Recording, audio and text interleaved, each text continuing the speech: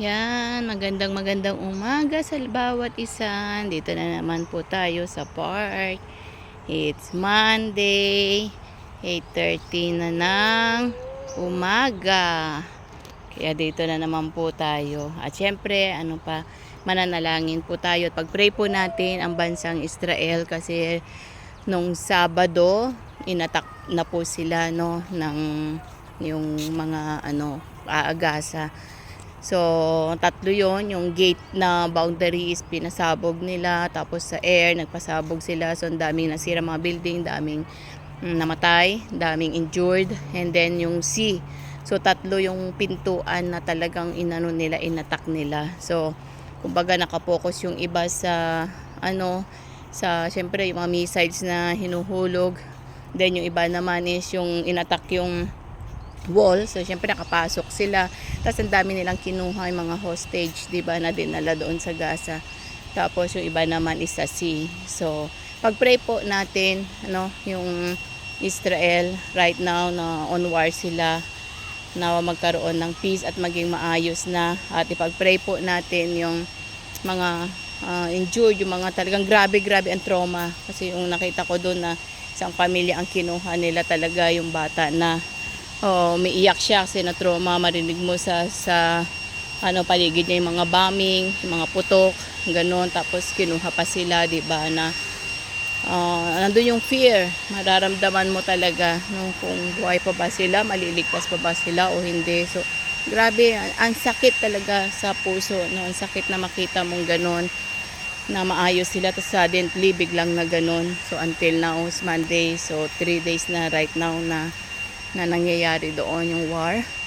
At pag-pray din natin yung mga kapwa nating mga OFW kasi dami mga kababayan natin nandoon na na-trauma, iba natakot din. Siyempre baka may mga injured din sa kanila or baka may nasawi, hindi natin alam kasi talagang buong building pinasabog, ganun. Talagang ang hirap, yung hindi ko ma-explain, hindi ko maano, basta nakita ko lang yun sa news. Talagang pag-pray po natin sila na nawa maging maayos po ang lahat at na maging safe. At grabe po at ang sakit talaga na makita, although nakasaad po yan sa Bible na yun nga yung mangyayari, pero syempre sign na rin yan na malapit na po dumating ang Panginoon. Nanawa ang bawat isa ay ready, na bawat isa ay masumpungan tayo ng Diyos na nandoon tayo at gumagalaw sa Kanya. And of course, yun nga po, panalangin talaga natin, kung anong kalooban ng Panginoong Diyos. Dahil grabe, nakakaawa. Imagine ko paano ko yung nandoon, paano ko yung mangyari dito, di ba? So, hindi natin alam. So, hindi natin hawak talaga yung mga future natin, kundi ang Panginoon lamang po. So keep on praying, keep on safe, na maging maayos mga Israeli at saka yung mga kababayan po natin, mga OFW doon. So ipanalangin po natin sila.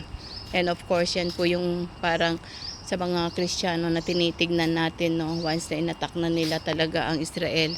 Napakaliit lamang na bansa siya, pero grabe po ang ganun yung mga kasi siya lang yung pinaka-democratic na among the Middle East. Ang Israel po ang democratic talaga, na katulad ng Pilipinas, di ba, democratic tayo. So ganun po, kaya ipag-pray po natin at iayos po natin ang lahat at manalangin tayo. So muli po, shalom, may the Lord God bless you po. Bye for now.